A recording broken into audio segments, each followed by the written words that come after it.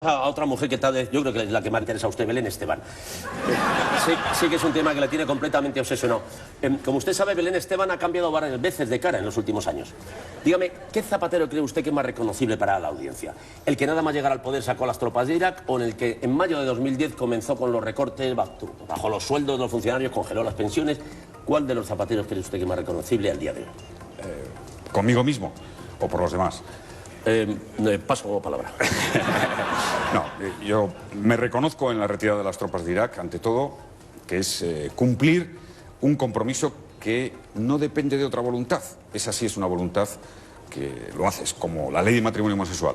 Nadie te va a condicionar, no es como la economía. Crear empleo no depende de un decreto o de una ley que yo pueda firmar.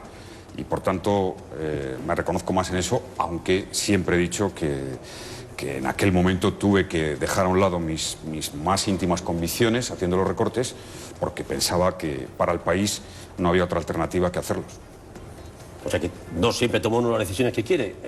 A veces está uno obligado por circunstancias extemporáneas. Claro, si no... las decisiones que dependen de un acto libre de voluntad, autónomo, que no tiene un condicionante económico, esas son las que, a mi juicio, se pueden analizar con más claridad en la trayectoria política. Ahora bien, todo el mundo es consciente que la economía influye en muchos factores, mucho más de lo que pueda ser la decisión, la voluntad autónoma en un momento dado de un gobernante. Sí, pero perdone, presidente, que eleve el tono intelectual de la conversación, pero al hilo del asunto de las presiones del poder económico, ¿por qué entre una pelea entre un mercado y un presidente democrático elegido por millones de ciudadanos siempre gana el mercado? Bueno, no es que siempre vence el mercado. Lo que pasa es que cuando hay un país que necesita dinero para pagar las pensiones, para pagar los salarios de los empleados públicos, para pagar la educación, la sanidad, y ese dinero no llega con lo que pides a los ciudadanos de los impuestos, tienes que pedirlo fuera. Y claro, a esos que se lo pides pueden tener en un momento dado la actitud de dártelo fácilmente, en un momento dado dicen cuidado, entonces te lo discuten y ahí es donde llega el momento decisivo. Esta es la cuestión de fondo. Y en unos mercados que van a lo suyo, en unos fondos de inversión que lo que tienen que hacer a sus ahorradores y clientes es presentarle unas cuentas en las que ganen dinero. Esa es la realidad. Entonces tenemos que intentar que nuestra necesidad de endeudamiento sea menor porque seremos más autónomos y seremos más soberanos. Es verdad que en esta crisis, que ha sido muy dura y que supuso un corte de toda financiación, tuvimos que endeudarnos excesivamente y nos podría haber ayudado alguien más. Sí. ¿Quién? El Banco Central Europeo, que tiene la capacidad de imprimir dinero, pero el Banco Central tenía una política muy estricta, alemana, y nos ha obligado en gran medida a hacer esos recortes. ¿Y esa sensación generalizada que tenemos de que el poder económico se impone a la política y por extensión pues a los ciudadanos, a la democracia, es reversible? Es reversible. Lo que pasa es que abre un terreno de debate pues complejo, y es hasta qué punto la política debe intervenir en la economía.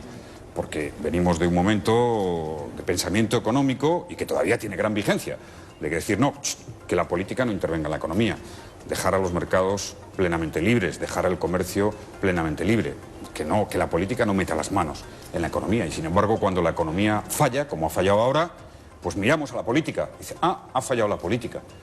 Esta es un juego dialéctico y un contrapeso permanente. Yo como profilaxis nunca dejaría el mercado suelto. Sí, lo llevaría siempre con bozal, claro, hay que tenerlo un poquito más. Y luego además tienen gran poder, porque tienen mucho dinero. Esa es la gran paradoja que vivimos en este momento, que es un momento de la historia en el que hay un gran ahorro en el mundo, una gran liquidez, un gran dinero, un volumen enorme de dinero, y que hace que vaya por el conjunto de los países, de las regiones, cuando va e inyecta liquidez a un área, a un país, a una región, pues todo parece que va a ir muy bien porque te financias fácilmente, se asustan o cambian el interés estratégico, se van a otro lado y vuelve a pasar así la historia, y donde se retiran pues nos dejan problemas muy serios. Esto es lo que estamos viendo desde los años 90 con la globalización de los mercados financieros y lo que tendría que asumir la política, pero que tardará porque siempre la capacidad del capitalismo, la capacidad de la economía es más rápida